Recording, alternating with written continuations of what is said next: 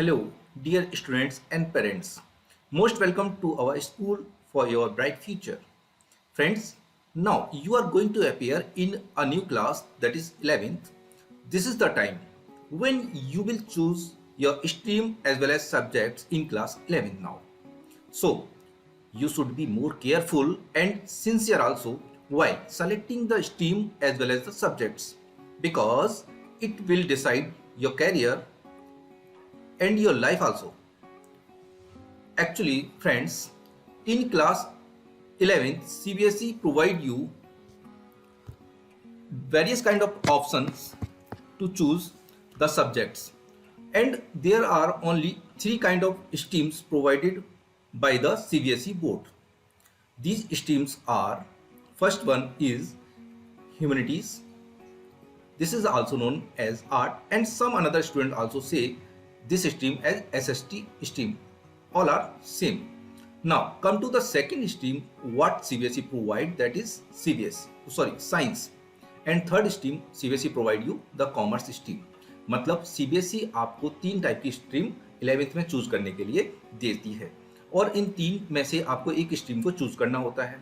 इन सभी तीनों स्ट्रीम्स में डिफरेंट काइंड के सब्जेक्ट्स होते हैं, उनको आपको सेलेक्ट करना होता है, और 5 सब्जेक्ट्स आपको लेने होते हैं प्रत्येक स्ट्रीम में, जिसमें से 4 कंपलसरी सब्जेक्ट्स होते हैं और एक ऑप्शनल में होता है. तो इस टाइप से आपको चूज करना होता है. अब हम बात करते हैं कि इनमें से कौन सी स्ट्रीम अच्छी है और कौन सी कम अच्छी है. दोस्तों, तीनों में से तीनों जो स्ट्रीम है वो अपने में अच्छी हैं. अब ये डिपेंड करता है कि कुछ फैक्टर्स पे. जो फैक्टर्स हैं उनके बारे में हम बात करते हैं. देखो, पहला जो फैक्टर होता है वो होता है आपका स्टेमिना क्या है इन तीनों स्ट्रीम्स में.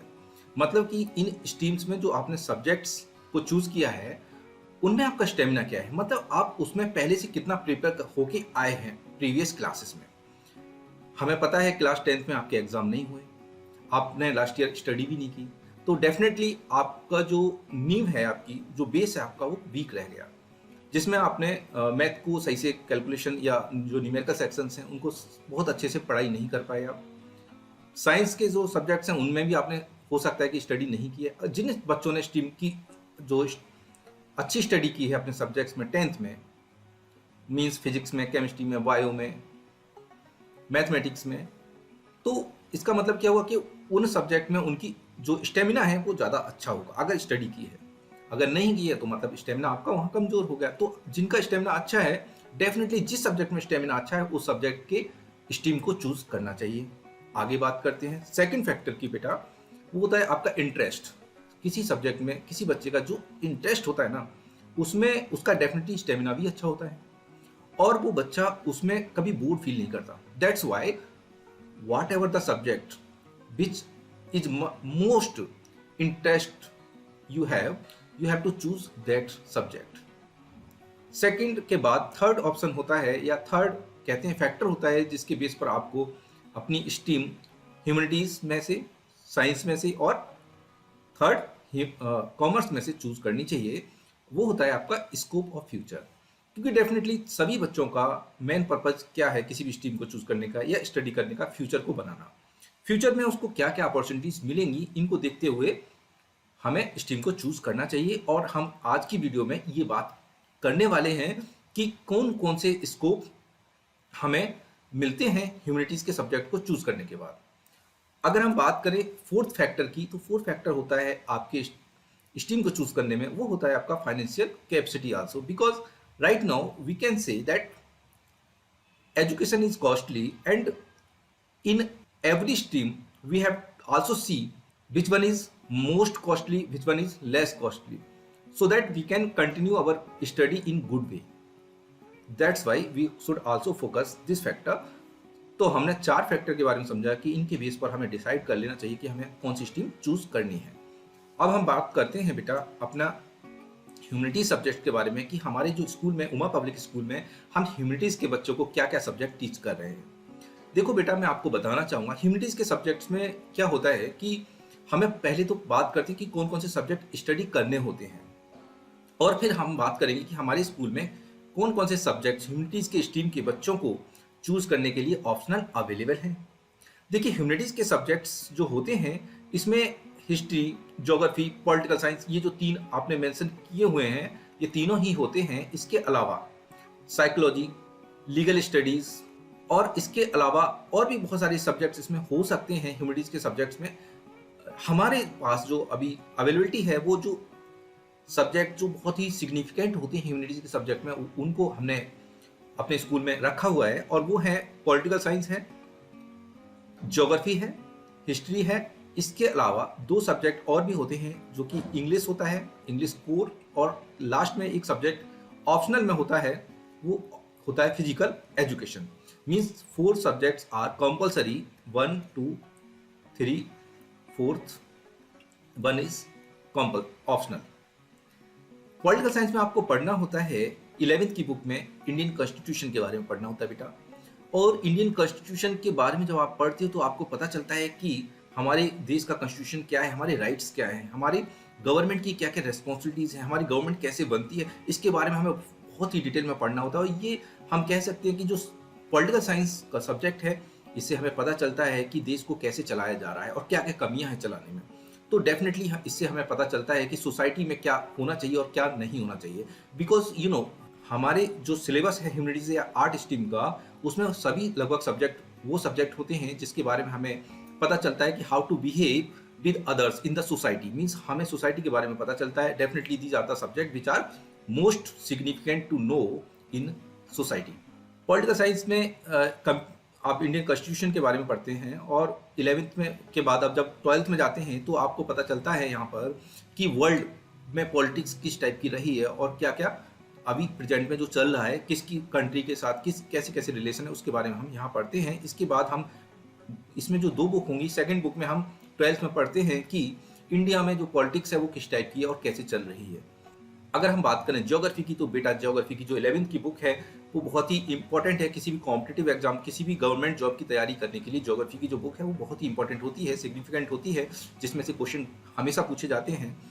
और इसमें आप पढ़ते हो कि हमारे जो वर्ल्ड की स्ट्रक्चर कैसी है, कैसे पृथ्वी का एवोल्यूशन हुआ, इसके बारे में आप पढ़ते हो। 12th में आप जब आते हो तो 12th में आपके पास 2 बुक होती हैं, और 12th की जो 2 बुक हैं उनमें बताया गया है कि सेंसस क्या होता है, उसके रिलेटेड जितने भी डेमोग्राफिक जो भी चीज़ें होती है, डिविडेंड होता है, वो कैसे अचीव किया जाता है, इसके रिलेटेड इसमें ज्योग्राफी में पढ़ते हैं, और बहुत ही इंपॉर्टेंट बुक होती है ये। हिस्ट्री में अगर बात करें तो हिस्ट्री का आपको पता है कि हिस्ट्री को 3 पार्टों में डिवाइड करके 12th में पढ़ते हैं, और 11th में जो बात पढ़ते हैं हम एंशिएंट के बारे में पढ़ते हैं, इंडिया के कल्चर के बारे में, वर्ल्ड के कल्चर के बारे में पढ़ते हैं। तो इस टाइप से ये 3 बुक हैं जो काफ़ी हमें पढ़ाती हैं सोसाइटी के बारे में, और ये बुक बहुत ही आसान बुक होती हैं। इनमें कोई बैकग्राउंड की ज़रूरत नहीं होती है कि मतलब कि पहले अगर नहीं पढ़ा है तो पॉलिटिकल साइंस को नहीं समझा जा सकता, हिस्ट्री को नहीं समझा जा सकता है, ज्योग्राफी को नहीं समझा जा सकता, क्योंकि इसमें कोई भी ऐसा हार्ड एंड फास्ट नहीं होता है। That is those kind of book have very easy topic. बात करेंगे आगे, इंग्लिश एंड फिजिकल एजुकेशन भी होता है हमारे पास। इस टाइप से 5 सब्जेक्ट्स हमें पढ़ने होते हैं ह्यूमैनिटीज सब्जेक्ट्स में, ह्यूमैनिटीज स्ट्रीम में। अब सबसे डोमिनेंट जो फैक्टर होता है कि हम ह्यूमैनिटीज पढ़ते हैं, आर्ट पढ़ते हैं, तो उसके बाद जब हम 12th कर लेंगे उसके बाद हमारे पास क्या क्या ऑप्शन होंगे अपने फ्यूचर को बनाने के लिए, हमें किस टाइप की जॉब्स हम अचीव कर सकते हैं 12th के बाद ही, ह्यूमैनिटीज पढ़ने के बाद, या अगर हम और भी पढ़ना चाहते हैं तो ग्रेजुएशन में हमें क्या कोर्सेज करने की अपॉर्चुनिटी मिलती है ह्यूमैनिटीज के बाद, इसके बारे में समझेंगे, और हमारा किस किस फील्ड में कैरियर बन सकता है। तो मैंने एक ब्रॉड कह सकते हैं कि एक फ्लो चार्ट बना है जिसके थ्रू हम समझने की कोशिश करेंगे शॉर्ट में। तो फ्रेंड्स, अगर कोई बच्चा 12th कर लेता है ह्यूमैनिटीज, तो उसके पास सबसे पहले ऑप्शन होता है कि वो कोई भी डिप्लोमा कोर्स कर सकता है। डिप्लोमा कोर्स 2 ईयर का भी हो सकता है और 3 ईयर्स का भी हो सकता है। ये जो डिप्लोमा कोर्स है वो किस किस स्ट्रीम में किए जा सकते हैं, इसके बारे में हम बात करते हैं। देखिए, वो किसी भी फॉरेन लैंग्वेज में अगर कि उसकी इंग्लिश अच्छी है, सही हो जाती है, और उसको एसएसटी के सब्जेक्ट उसने अच्छे बनाए हैं, तो वो क्या कर सकता है, किसी भी फॉरेन लैंग्वेज में कर सकता है किसी डिप्लोमा को। फैशन डिजाइनिंग में जा सकता है, इंटीरियर डिजाइनिंग में जा सकता है, फायर सेफ्टी में जा सकता है, रिटेल मैनेजमेंट में जा सकते हैं, रेडियो जॉकी कर सकते हैं अगर इस बोलने की आदत है तो। होटल मैनेजमेंट का कोर्स बच्चे बहुत कर रहे हैं आजकल, होटल मैनेजमेंट में जा सकते हैं, हॉस्पिटल मैनेजमेंट में जा सकते हैं, टूरिज्म का जो फील्ड है वो भी काफ़ी स्कोपिंग हो चुका है इन the present scenario in India, उसमें भी जा सकते हैं। कंप्यूटर कोर्सेज बहुत सारे, लॉट ऑफ कंप्यूटर कोर्सेज है, PGDCA है, like that a lot of animation courses है, वो कर सकते हैं। क्योंकि ह्यूमैनिटीज़ के सब्जेक्ट पढ़ने के बाद आपको हिस्ट्री, ज्योग्राफी, पॉलिटिकल साइंस, मतलब कि आपको काफ़ी चीज़ें सीखने को मिल जाती हैं। उसके बाद आप के लिए काफ़ी ईजी हो जाता है, किसी भी छोटे से कोर्स को करने के बाद आप अपनी नॉलेज को उसमें यूज़ कर सकते हैं। अगर मैं आपको कहूँ कि ह्यूमैनिटीज़ के बाद क्या क्या दूसरी स्ट्रीम से ज़्यादा बेटर अपॉर्चुनिटीज़ हैं, डेफिनेटली हैं। क्योंकि ह्यूमैनिटीज़ के सब्जेक्ट्स के बाद आपके पास बहुत सारे ऐसे फील्ड्स हैं जो कि दूसरे स्ट्रीम में नहीं मिल पाते आपको। अनदर स्ट्रीम, जो दो स्ट्रीम है, उनमें डेफिनेटली ह्यूमैनिटीज़ के सब्जेक्ट से कम ही अपॉर्चुनिटीज़ हैं। बात करते हैं क्यों हैं आगे। अगर ह्यूमैनिटीज़ के से आप 12th करते हैं तो आपको मिलता है एक और फ़ायदा कि आप गवर्नमेंट जॉब की जितनी वैकेंसी इंडियन गवर्नमेंट में होती हैं, चाहे वो स्टेट गवर्नमेंट की हो, चाहे सेंट्रल गवर्नमेंट की जॉब्स हों, उनमें डेफिनेटली ह्यूमैनिटीज़ के बच्चे ज़्यादा अच्छा परफॉर्म करते हैं, क्योंकि वो इन सब्जेक्ट्स को ऑलरेडी 11th से पढ़ते हुए आ रहे होते हैं। अगर कोई बच्चा मैथ्स या दूसरे से स्ट्रीम का होता है तो गवर्नमेंट जॉब्स की वैकेंसी जब भी निकलती है तो उसमें उनके लिए एक्स्ट्रा स्टडी करनी होती है उनको, क्योंकि अनदर स्ट्रीम में ऐसे सब्जेक्ट्स को नहीं पढ़ाया जाता, मतलब ह्यूमैनिटीज़ के सब्जेक्ट्स को नहीं पढ़ाया जाता। तो फ्रेंड्स, क्या कर सकते हैं ह्यूमैनिटीज़ के बच्चे, तो बात करें तो देखो, ह्यूमैनिटीज़ के बाद स्टूडेंट अगर चाहे तो 3 इयर्स का जो कोर्स है, जो जनरली करते हैं बच्चे, BA के कोर्स किया जा सकते हैं। पहले एक कह सकते हैं कि गलत अफवाह उड़ाई गई थी मार्केट में, सिचुएशन में, या आप कहें कि मार्केट में ऐसी अफवाहें कि BA करके क्या होगा, BA करके देखो क्या हो सकता है। अगर BA अच्छी जगह से की जाए, DU से या अनदर बहुत सारी यूनिवर्सिटीज़ हैं वहाँ से DU की जाए, MIT से की जाए, तो उसके बाद क्या किया जा सकता है, BCA भी किया जा सकता है। अच्छा, ह्यूमैनिटीज़ 12th करने के बाद एक कहा जाता है कि BCA करने में दिक्कत होगी, नहीं, कोई दिक्कत नहीं होगी। क्या होता है कि ह्यूमैनिटीज़ के बच्चे BCA कर सकते हैं, कंप्यूटर कोर्स कुछ भी कर सकते हैं, बस BCA में जो यूनिवर्सिटीज़ मैथमेटिक्स को कंपलसरी करती हैं, तो बच्चों के लिए, जो ह्यूमैनिटीज़ के बच्चे होते हैं, उन्हें एक मैथ का क्वेश्चन पेपर भी क्वालिफाई करना होता है, तब वो BCA में एडमिशन ले सकते हैं। अब बात करते हैं अगर BA करते हैं कोई भी बच्चा, तो BA होता है या BCA होता है, वो 3 ईयर का होता है। BCA डिफरेंट स्ट्रीम से किया जा सकता है, डिफरेंट सब्जेक्ट्स किया जा सकता है, बहुत सारे सब्जेक्ट्स हैं BA में। अब बात करते हैं कि 1 ईयर का कोर्स किया जा सकता है BA के बाद में, जिसके बाद पर्सन टीचर बन सकते हैं। 2 ईयर का कोर्स किया जा सकता है, जो कि जिसमें MA किया जा सकता है, MCA किया जा सकता है, मतलब 12th के बाद BA then after MA, BCA then after MCA, इस टाइप से किए जा सकते हैं कोर्सेज। अगर MA करते हैं तो MA भी डिफरेंट स्ट्रीम्स के डिफरेंट सब्जेक्ट्स के साथ की जाती है। MA में रूरल डेवलपमेंट से किया जा सकता है, टूरिज्म से किया जा सकता है, पॉलिटिकल साइंस से किया जा सकता है, एजुकेशन से किया जा सकता है, इकोनॉमिक्स से किया जा सकता है, हिस्ट्री से किया जा सकता है, सब public administration, different lot of यहाँ पर सब्जेक्ट्स हैं, उनके थ्रू MA को किया जा सकता है, मतलब मास्टर डिग्री को अचीव किया जा सकता है।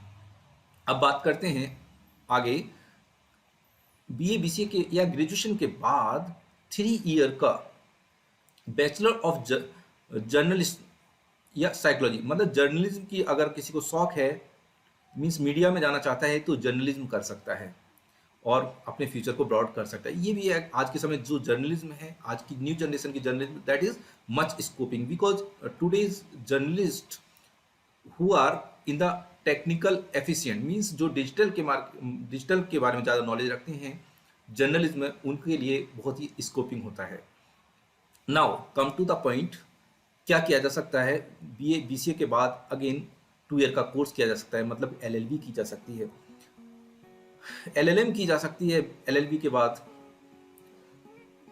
उसके बाद DT, ये बहुत सारे कोर्सेज हैं जो किए जा सकते हैं। और बात करते हैं इम्पॉर्टेंट बात जो बच्चों के माइंड में रहती है कि अगर कोई बच्चा ह्यूमैनिटीज़ करता है, ह्यूमैनिटीज़ से 12th करता है, तो और फिर वो ग्रेजुएशन कर लेता है, तो डेफिनेटली वो सब इंस्पेक्टर UP पुलिस में या MP पुलिस में, दिल्ली पुलिस में, हरियाणा पुलिस में, किसी भी में कांस्टेबल तो 12th के बाद ही भर सकता है, और डेफिनेटली उसके लिए हेल्प मिलती है किसी भी पुलिस के एग्जाम को क्वालिफाई करने में, क्योंकि किसी भी पुलिस के एग्जाम में ह्यूमैनिटीज़ के सब्जेक्ट ही मोस्टली पूछे जाते हैं।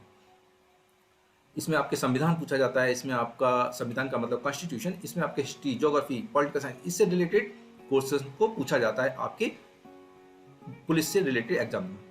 अब बात करते हैं कि जो आर्मी के जॉब्स होती हैं, जैसे BSF है, CRPF है, इन CISF है, इनमें भी ह्यूमैनिटीज के बच्चों को काफ़ी हेल्प मिलती है अपने एग्जाम को क्वालिफाई करने में।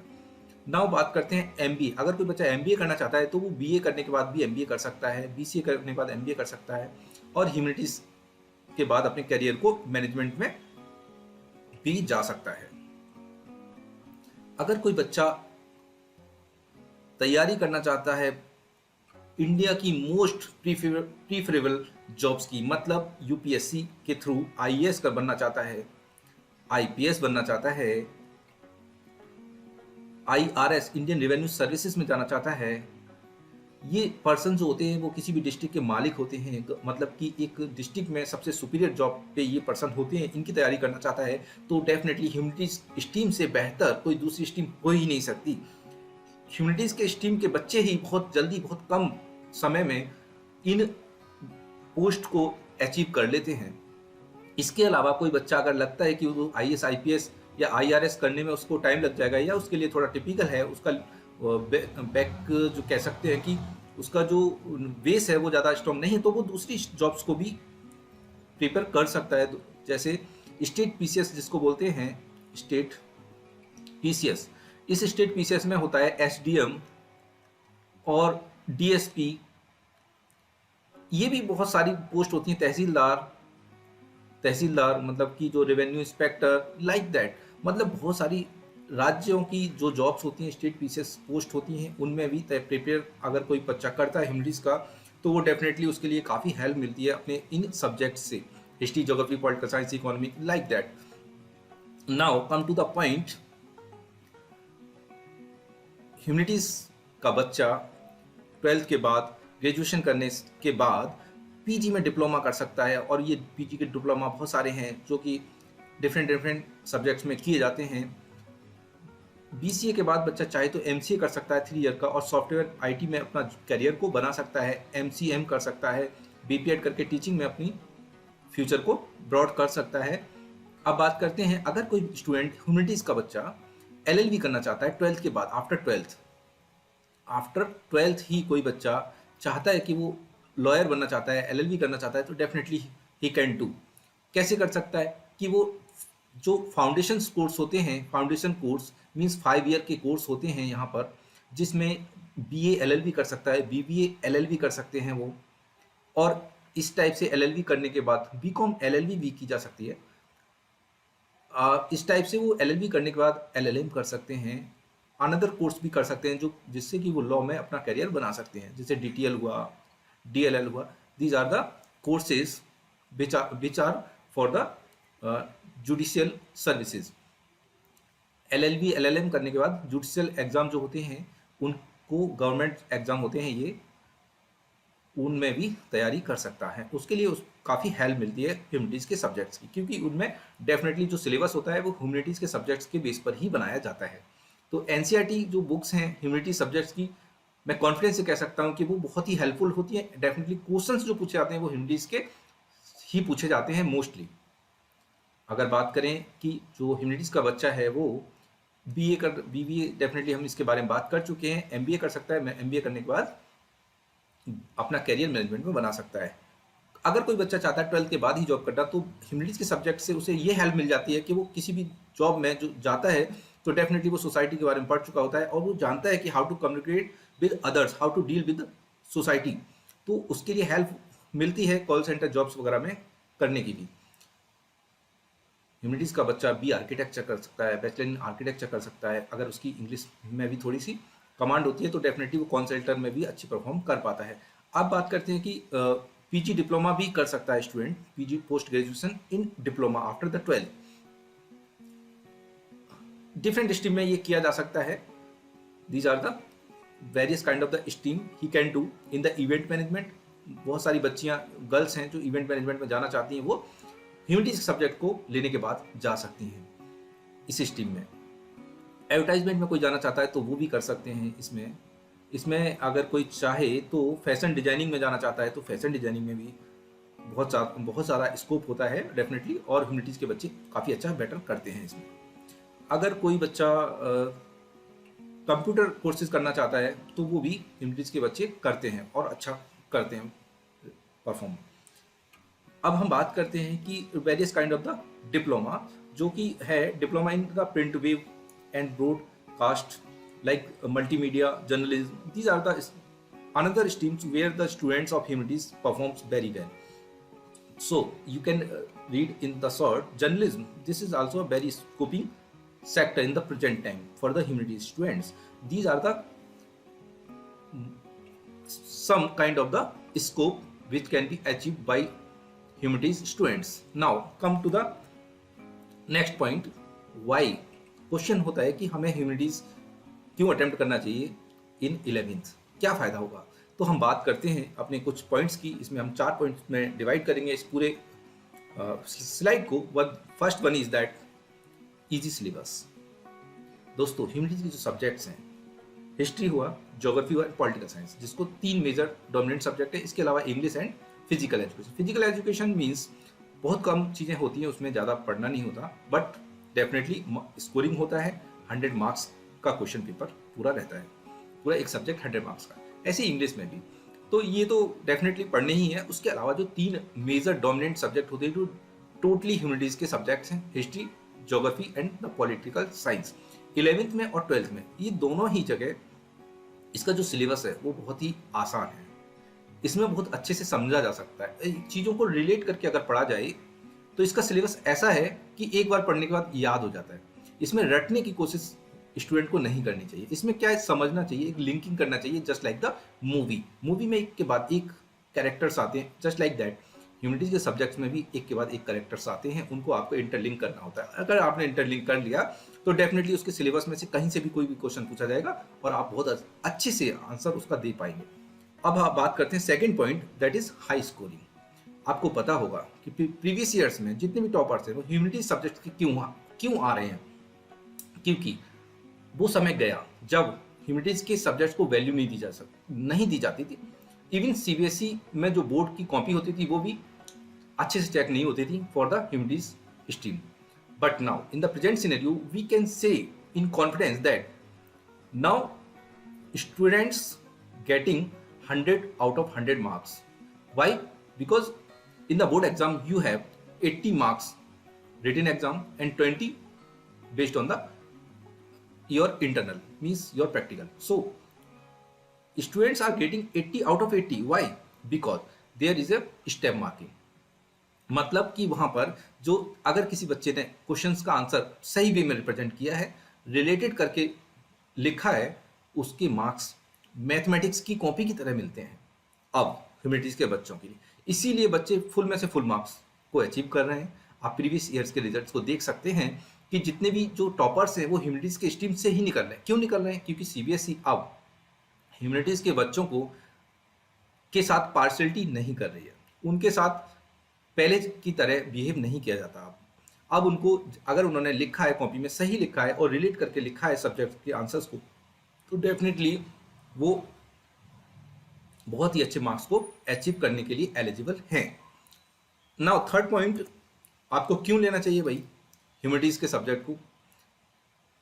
इन सब्जेक्ट को पढ़ने के बाद आपको पता चल जाता है कि सोसाइटी में क्या क्या डिफिकल्टीज हैं और उनके साथ कैसे टैकल किया जाए, उनके साथ कैसे प्रॉब्लम्स को रिलेट करके उनको रिजॉल्व किया जा सकता है। तो ये बहुत ही अच्छी बात है कि सोसाइटी के आज के समय में आप देखते हो कि बहुत सारी प्रॉब्लम्स स्टूडेंट्स के सामने आती हैं और पर्सन्स या स्टूडेंट्स उन चीज़ों को टैकल नहीं कर पाते हैं और गलत स्टेप को उठा लेते हैं। बट ह्यूमैनिटीज के सब्जेक्ट्स के जो स्टूडेंट्स होते हैं डेफिनेटली प्रेजेंट में मैं देखता हूँ और जो भी ओल्ड सेंसस है उनके अकॉर्डिंग मैं डेफिनेटली कह सकता हूँ कि ह्यूमैनिटीज के स्टूडेंट्स जो होते हैं वो बहुत ज़्यादा मिच्योर होते हैं और वो प्रॉब्लम्स के साथ फाइट करने में ज़्यादा स्ट्रॉन्ग होते हैं कंपेयर टू अनदर स्ट्रीम। इसीलिए मैं कहूँगा कि ह्यूमैनिटीज के सब्जेक्ट्स जो हैं वो पर्सन्स को, स्टूडेंट को सोसाइटी में एक अच्छे वे में रहना सिखा देते हैं। अब हम बात करते हैं most important factor, that is career options, क्योंकि पढ़ाई तो हम कैरियर के लिए ही कर रहे हैं। तो देखिए बेटा, कैरियर ऑप्शंस में क्या होता है कि सबसे पहली बात गवर्नमेंट जॉब्स, कोई भी गवर्नमेंट जॉब्स ले लें, 99 गवर्नमेंट जॉब्स में ह्यूमैनिटीज के सब्जेक्ट्स को ही पूछा जाता है। चाहे आप सबसे टॉप मोस्ट जॉब्स के बारे में, आईएएस, पीसीएस के बारे में बात कर लें, तो ह्यूमैनिटीज के सब्जेक्ट्स के अलावा दूसरे सब्जेक्ट्स की कोई भी ज़्यादा वजूद नहीं है, कोई भी ज़्यादा वैल्यूज नहीं है। In prelims as well as mains as well as in interview you will face the questions from the humanities subjects. चाहे वो आप सिपाही की बात कर लें, चाहे आप CAPF के थ्रू अगर असिस्टेंट कमांडेंट, जो कि डिफरेंट आर्मी की जो ब्रांचेस हैं, जैसे CAPF है, BSF, लाइक दैट, इनमें जो CAPF के असिस्टेंट कमांडेंट जाते हैं उनका एग्जाम जो होता है वो भी टोटली ह्यूमैनिटीज के सब्जेक्ट से ही होता है। तो ह्यूमैनिटीज के सब्जेक्ट्स का कोई तोड़ नहीं है गवर्नमेंट जॉब्स के प्रिपरेशन में। गवर्नमेंट जॉब्स की सभी प्रिपरेशन में आपको ह्यूमैनिटीज के सब्जेक्ट से ही हेल्प मिलेगी। अगर बात करें हम दूसरी बात, प्रोफेशनल कोर्सेज, अगर आप प्रोफेशनल कोर्स में लेते हैं जैसे होटल मैनेजमेंट हुआ, अगर आप बात करते हैं लॉ के कोर्सेज, चाहे वो BA LLB हो, BCom LLB हो, चाहे अनदर, चाहे आपका अगर हम बात करें BBA LLB हो, या ग्रेजुएशन के बाद BA के बाद LLB हो, तो इनमें सब में आपको ह्यूमैनिटीज के सब्जेक्ट्स को ही बाद में एक ब्रॉड एरिया के रूप में पढ़ना होता है। मतलब कि आप जो 11th 12th के ह्यूमैनिटीज के सब्जेक्ट को पढ़ते हैं, बस उनका एक्सटेंशन मिल जाता है, आपको एक्सटेंड वर्जन मिल जाता है। मतलब कि इनके बेस पर ही आपको दूसरी बुक मिल जाएंगी, बट बेसिक आपका यही रहेगा। 11th और 12th की NCERT are the most important books for any competitive book which is related to the humanities subjects. अगर हम बात करें प्रोफेशनल कोर्सेज के बाद, third point that is business opportunities. देखिए, ह्यूमैनिटीज के सब्जेक्ट में आप डेफिनेटली, पहले मैं बोल चुका हूं कि आप बात करते हैं कि how to tackle the persons in the society, and you know in the humanities subjects different kind of aspects, laws of government, how the government works in the society, what are the rights of you, what are the duties of the government. These are the some kind of the things which you will study in the humanities subjects. Now if you are going to business, then in the business you definitely tackle with the society, with the people of the society. तो आपको humanities के subject में ये चीज़ें सब tackle करना सीख जाते हैं आप। तो अब हम बात करते हैं कि भाई ये सब इतने बेनिफिट हैं, इसीलिए हमें चूज करना चाहिए ऐसे सब्जेक्ट को जिससे हमें अपने फ्यूचर में कैरियर की अपॉर्चुनिटी मिले। इसके अलावा ये जो फैक्टर्स हमने बात किए, ये भी हमें प्रोवाइडेड हों। Now this is the video presented by me, Prem Yadav, and sponsored by our school, that is Uma public school. So friends, सब कुछ बात करने के बाद मैं इतना ही कहूँगा आपको कि पहले आप चूज कर लें, अपना स्टेमिना देख लें, उसके बाद इंटरेस्ट को देख लें, फाइनेंशियल चीज़ों को भी देख लें, क्योंकि that is most important. Then after select one stream, it may be science, it may be commerce, और it may be humanities. Thank you very much. Thank you.